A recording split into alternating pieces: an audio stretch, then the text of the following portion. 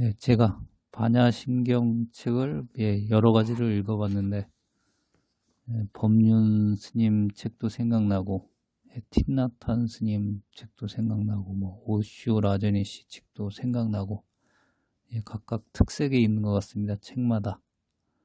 그런데 참 마하 부분을 읽어보니까 이 마하에 대해서 이렇게 자세히 설명하신 책은 없는 것 같습니다. 하여튼 이 청담 스님 금강경도 그렇고 반야심경도 그렇고 이게 한 권만 읽으면은 족하다.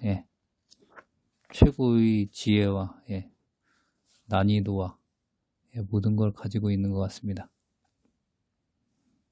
그런데 이 책을 구하기도 어렵고 읽기도 어렵고 들어보기도 어려운 그런 책이 됐습니다. 세월이 많이 흘러서. 그래서 청담 스님의 이 사상과 지혜를 나누고자 이렇게 읽고 있습니다. 이번에는 두 번째 반야 주석 1-1강의 주석 반야 읽어보겠습니다. 강주 반야는 범어, 파리어, 서장어 라고 음역하며 해명지혜라고 번역한다. 육아롱기 국원에 의하면 범어의 반야는 우리의 해라는 말이고 범어의 아냐는 우리의 지혜에 해당한다 했다. 최후의 구경의 진리에 기합하여 얻어진 모든 지혜의 근원이 되는 제일 최상의 지혜다. 모든 부처님도 이 지혜를 얻어서야 성취되는 것이므로 부처님이 어머니란 뜻에서 불모라고도 한다. 그러면 왜 지혜라고 번역하지 않고 원어의 반야 그대로 사용하느냐? 그것은 마하를 설명하는 데 5가지 번역하지 않는 이유 중 5번째 원칙인 기쁜 뜻이 경천하게 오해되어 신심을 일으키는데 해로울까 해서이다. 불교를 공부하는 스님이나 전문가는 여러 가지 경전을 연구하고 일반 교양을 습득하여 종교상의 지식, 학문상의 지식을 가지고 있으므로 또는 세속의 일반인 경우에도 그 나름대로 배운 것이 아니면 경험에 의해 쌓은 지식이 있으므로 전혀 무지하다고 말할 수는 없다. 저 사람은 상업상의 지식이 있고 또 다른 사람은 군사상의 지식이 있어서 이른바 일부분의 지혜는 다 가지고 있게 마련이다. 그러나 이런 류의 지혜는 현인이나 성인의 지혜에 비하면 하나의 솔잎을 백두산 전체의 솔잎에 비교하는 것과 같고 한 방울의 물을 가지고 태평양 전체의 물에 비교하는 것과 같다. 부처님의 광대무변한 지혜에 비하면 더욱 그러하다. 그래서 부처님의 지혜는 대반야, 대지혜이고 중생들의 지혜는 조각지혜. 그것도 근본 실상은 보지 못하고 겉의 일부분만 보는 미한 지혜이며 작은 지혜이다. 반야를 지혜라고 번역하는 경우 이러한 중생의 조각지혜로 잘못 인식되어질 우려가 있기 때문에 번역하지 않은 것이다. 그런데 중생의 지혜와 불보살의 지혜가 다른 기준이 단순히 중생의 지혜가 조각지혜라는 데만 있는 것이 아니다. 설사 중생의 조각지혜를 두루 모아서 조각이 아닌 전체의 지혜가 됐다 하더라도 그것은 겉의 현상계의 지식만으로서 완전할 뿐이다. 이런 지식이 총알을 일컬어 불보살이 마하반야 대지혜라고 하는 것은 아니다. 이러한 중생의 지혜는 분별지이고 차별지이며 그나마도 불완전한 것이기 때문에 설사 완전한 그것이 된다 하더라도 이런 상대적인 지혜만으로 생사를 해탈하고 인생의 근본 문제를 풀어줄 수 없으며 우주의 비밀, 차원 이전의 본 체계를 파악할 수는 없는 지혜인 것이다. 여기에 부처님의 반야지혜와 우리 중생의 지혜 사이에는 근본적인 차원의 문제가 있는 것이다. 이런 뜻에서 지혜를 일단은 2가지로 나누어 생각해 보기로 한다. 대체로 천지 만물의 삼나 현상은 2가지 측면에서 생각할 수 있다. 하나는 현상이 삼나 만물의 본체를 가리키고 하나는 삼나 만물 그대로의 현상을 뜻한다. 이것을 불교에서는 전자는 실상이라 하고 후자는 가상이라고 하며 또 실상은 근본 면목이라 하여 본이라 하고 현상은 근본으로서부터 나타나서 무한히 변멸하는 것이므로 그림자의 뜻이라고 한다. 이것을 현실적으로 쉽게 비교하는 경우 사람의 용모를 보고 그 사람의 됨됨이를 파악하는 데 있어서도 그 사람 풍신이 참 좋다, 잘생겼다, 얼굴이 희고 깨끗하다 하는 등의 판단은 다른 겉모양, 곧 가상을 본 것에 불과하다. 참으로 그 사람의 됨됨이를 말하려면 그 사람의 마음씨를 알지 않으면 안 될 것이다. 우리가 어떤 사찰의 법당이나 건물을 평가하는 경우에도 기둥이 참 좋다, 내부 시설이 정밀하다, 조각이 우수하다고 하지만 그러나 이것도 현상의 가상을 본 것에 불과하고 물체이면 실상을 본 것은 아니다. 큰 살림 속에 있던 원목의 상태에서는 다 평등이고 좋고 나쁜 차별은 없다. 또 제목으로 다루어진 뒤의 상태에서도 보는 사람과 시대의 사조에 따라 좋다고 판단되던 것이 좋지 않은 것으로 판단될 수도 있으며, 또한 그런 제목 자체는 시시각각으로 물리적 화학적 법칙에 따라서 괴멸되고야 말 것이다. 따라서 이런 가상이란 항구 불변의 내용을 가질 수 없는 것이다. 또 저 사람이 깨끗하다, 이 사람은 추하다고 구구한 판단을 하지만 그런 판단의 기준도 불변한 정상으로 볼 수 없다.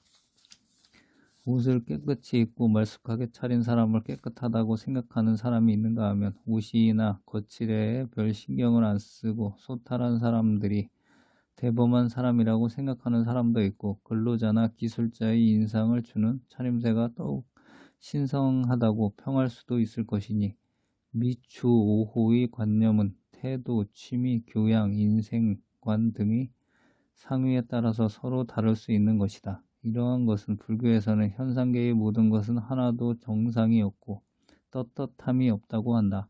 그러므로 모두가 가상, 거짓 모양, 망상의 환영과 다름없다는 것이다. 이에 대해 우주의 실상은 크다 작다, 좋다 나쁘다, 깨끗하다 추하다 하는 등의 일체의 대립을 초월한 경계이다. 그러므로 이러한 실상자리를 깨달은 해안으로 보면 천지 만물의 일체가 차별이 없는 법계 평등인 것이다.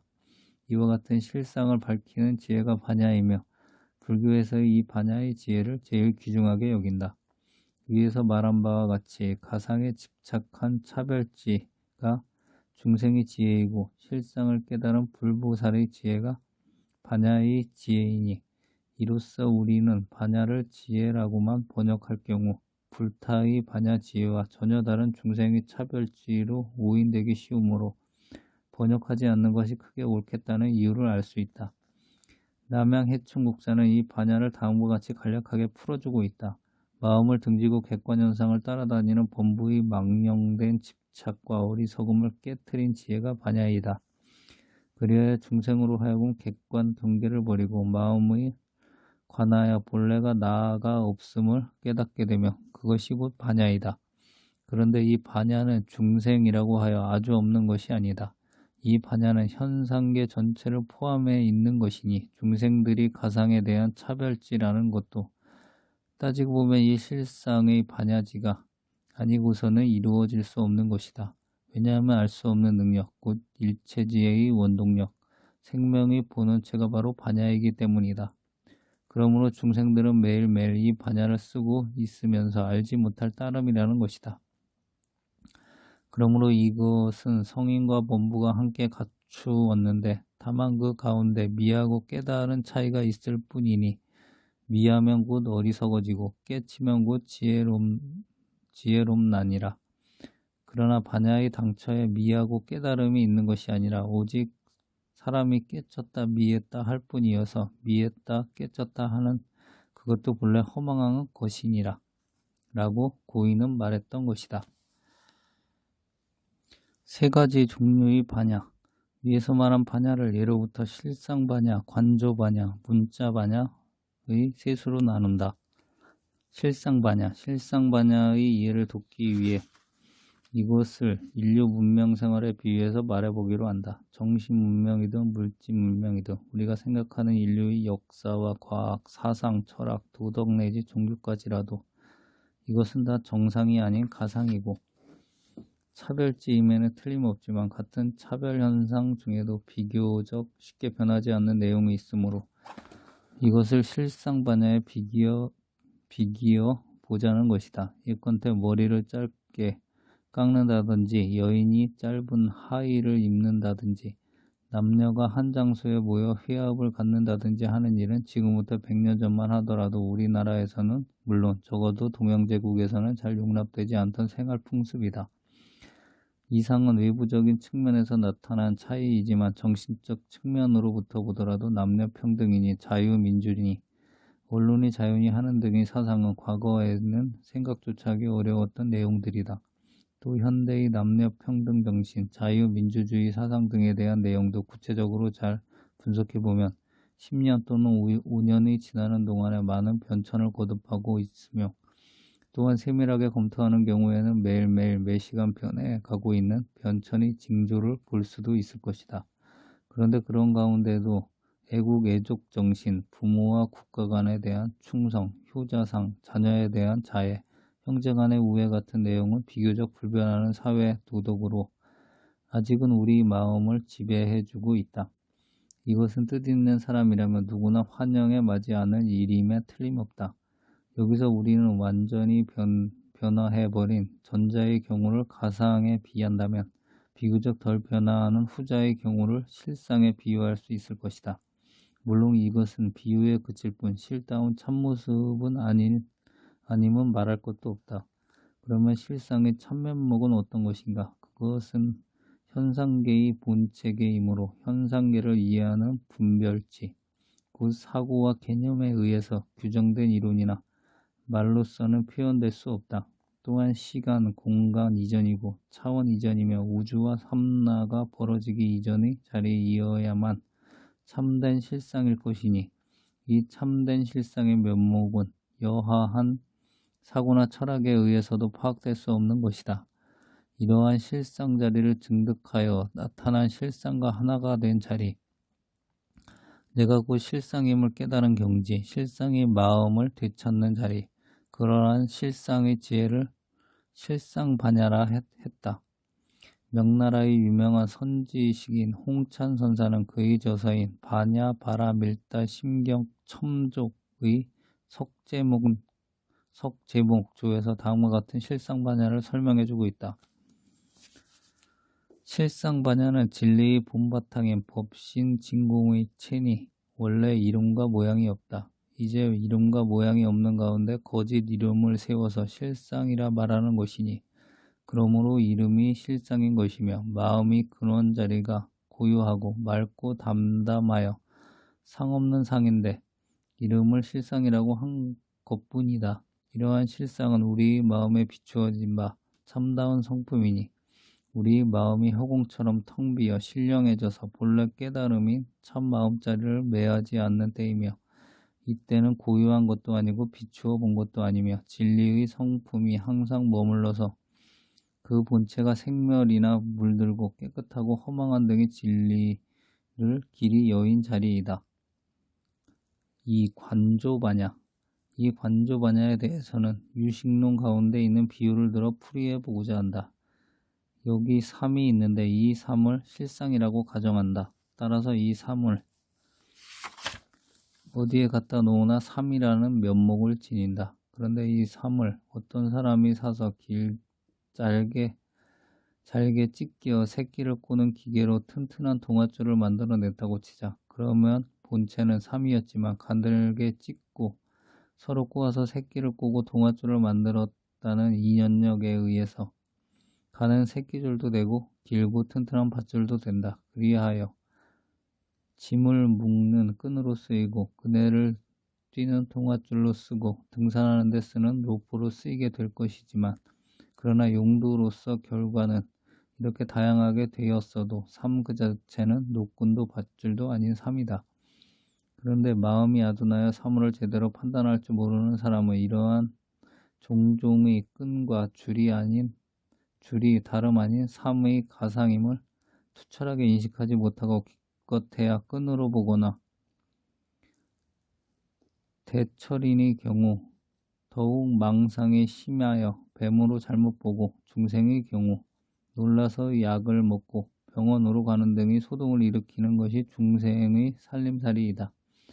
이와 같이 우리들도 본래의 무구청정한 반야 본성을 남김없이 다 소유하였으면서도 잘못 축생이 되려고 하여 짐승도 되고 때로는 아수라 의도가 되며 선인이 되려고 하여 좋은 일을 하여 천상에도 가고 부귀영화도 누리며 또는 정도에 발심하여 불도를 닦고 도인이 되기도 한다. 그러므로 일정한 정상이 없이 선인도 됐다가 악인도 됐다가 갖가지 모양으로 변하여 나타난다. 그러한 무구청정한 본성은 항상 평등이려한 것이니 무엇을 알 줄 아는 우리의 마음자리, 선악의 주체인 우리의 마음자리가 곧 이 평등, 인려의 분별하는 본성이리라. 그러므로 이 선악고락의 원인을 바르게 밝혀서 정견을 가지고 닦아나가는 지혜를 함양하도록 하는 것이 일반적인 불교 교양이다. 이때 이 바른 진리를 잘 밝혀서 아는 지혜 관조반야라고 하는 것이니 실상반야를 비추어 본다, 비추어 보고 실상을 안다는 뜻이다. 이 관조반야가 있음으로써 비로소 중생의 성불은 가능한 것이다. 왜냐하면 아무리 본래 평등하고 생사이려의 실상반야가 있다 하더라도 중생인 우리가 그것을 관조하여 찾아내는 방법, 우리 자신을 발견해내는 길이 없다면 그러한 실상반야는 결국 나하고 아무런 관계도 없는 것이기 때문이다. 오직 이 관조하는 힘에 의해서 우리가 어떻게 생겨나서 어떻게 생을 마치느냐 또는 죽음 뒤에는 어떻게 되는가 하는 생사 문제 등의 깨달음과 중생 제도가 가능해진다. 그러므로 수도하는 사람이 이 관조반야의 힘으로 몸과 뜻을 항복하고 방일하지 않으며 선정을 닦고 마음을 밝힐 수 있으며 모든 마구니를 항복할 수 있는 바이다.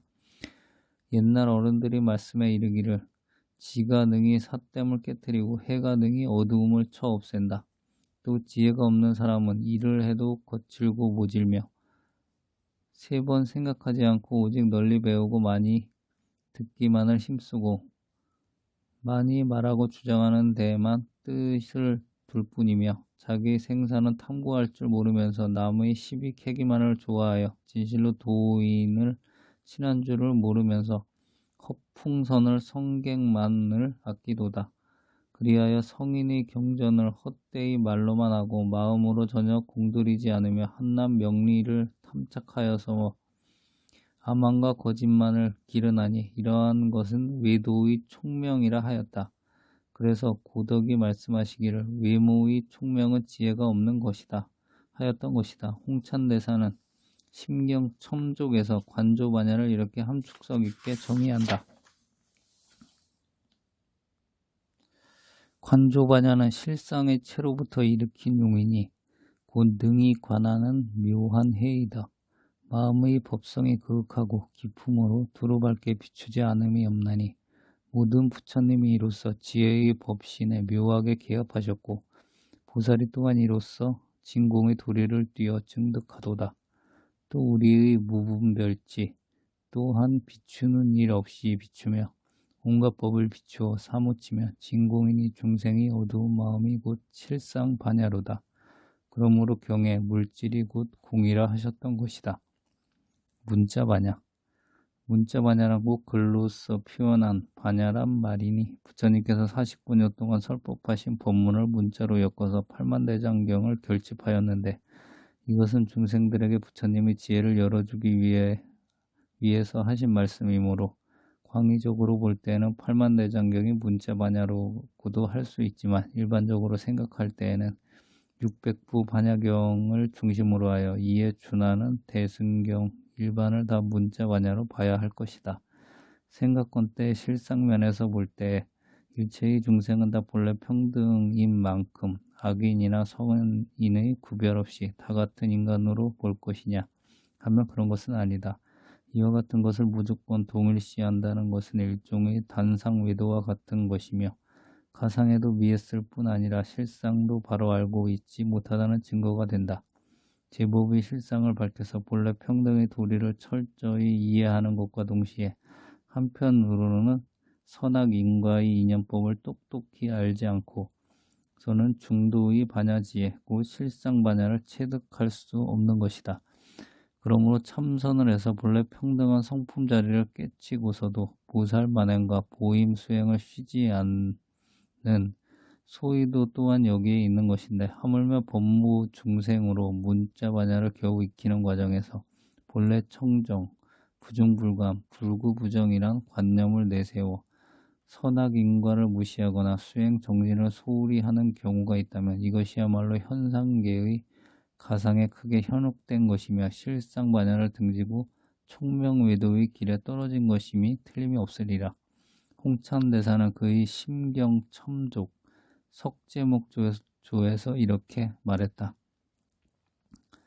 문자반야는 문자로 모든 부처님이 진리의 가르침을 나타낸 것이니 문자의 그 성품이 공하였으며 성품이 공한 본체는 곧 반야이다. 그러므로 천태에서 문자는 곧 물질과 같은데 물질은 곧 실상이다 했고, 천왕 반야경에 이르기를 진리를 담은 총지에는 문자가 없는데 문자는 총지를 나타내나니 그러므로 능히 실상반야와 간조반야 두 반야의 덕을 나타내느니라. 반야가 비록 세 가지긴 하나 근본은 본래 하나이니 이른바 상없는 이치인 바, 상이 없으면 곧 큰 깨달음이 원만하고 항상하리라. 진공의 체에는 이 세 가지 이름을 다 갖추어서 세상의 삶과 같으니라.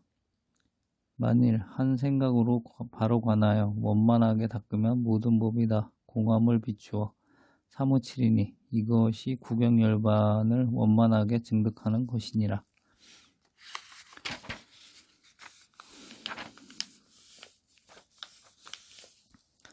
이상으로 세 가지 반야를 대략 설명했는데, 그러나 그렇다고 하여 반야의 실체가 셋인 것으로 알아서는 크게 잘못되는 것이다. 왜냐하면 부처님의 한 반야를 세 방면에서 본 것뿐이며 반야의 바탕은 사람마다 지닌 마음자리 하나일 따름이기 때문이다. 마치 한 코끼리를 장님 세 명이 각기 더듬어 본 것을 말하는 것과 같으니 사람마다 지닌 마음의 바탕자리인 하나의 반야를 장님처럼 아무것도 모르게 중생에게 세 가지로 나누어서 이해시키는 방법에 불과하다. 이상 세 가지 반야에 두 가지를 더하여 다섯 가지 반야로 풀기도 한다. 그것은 곧 현장 3장의 수제자인 자은 규기 대사가 지은 신경유찬에서 이 다섯 가지 반야를 설명함으로써 반야의 내용을 우리로 하여금 한층 자세히 이해할 수 있게 해주었다.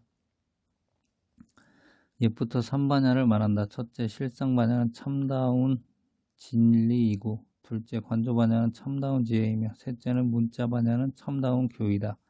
이제 5반야로 나누어 말하겠다. 넷째, 권속반야는 이른바 만행을 닦는 지혜이며, 다섯째, 경계반야는 이른바 온갖 현상에 대한 이치를 다하는 지혜이니라. 복과 지혜를 갖추고 닦고 유와 공을 가지런히 비추며 관하는 주관과 객관의 이치가 마침내 통일되므로 구경의 진리가 터득되는 바, 지혜의 본성과 지혜의 작용이 다 반야이니라. 그리하여 능히 업장과 버릇을 다 없애고 참다운 이치를 증득하며 무떡의 우두머리로 일반행을 이끄는 바니, 비록 이름은 간단하지만 그 가운데 일체법을 다 껴잡아 지녔느니라. 끝으로 반야에 대한 고덕의 기송을 다음에 소개함으로써 반야 강주에 대한 결론을 삼는다. 반야의 지혜로 마구니를 신베는 칼이 삿된 것 깨뜨려 상이 진리 아님을 드러내리. 바른 지견으로 바로 알고 바른 길로 바로 행하여 몸과 마음 항복하여 만사를 버리니 진리를 반야에 구하면 요사한 막이 사라지고 부처님도 반야로 업장이 소멸했네. 선비가 지혜에 의지하면 어두움이 없어지고 누구나 지혜를 의지하면 번뇌를 벗어나리. 지혜를 내지 않고 억지로 고집하면 하는 일 어긋나고 미친 듯 깨어지네. 3번 생각지 아니하면 밝은 이치 안 나오고 많이 배우는 것만 힘쓰거나 말자랑만 뜻하고 명리만 쫓아다니거나 성품을 돌아보지 않고 탐욕만 따라 은혜 등지고 의리를 잊으면 불조를 죽임이요. 헛된 성객 애친하면 근기만 버리네. 지혜 총명하고 도덕이 있으면 하는 일이 안전하고 변제 또한 있으리. 계급도 차례도 없이 보살 인행 행하면 죄와 복 두루 살핌 열애 같으리. 선지식 친근하여 세속 떠나기 구하고 지극한 노인 찾아 고액을 건너리. 참성품을 궁리하여 근본을 사무치면 생각 도만 생각 오나가나 도에서 사네.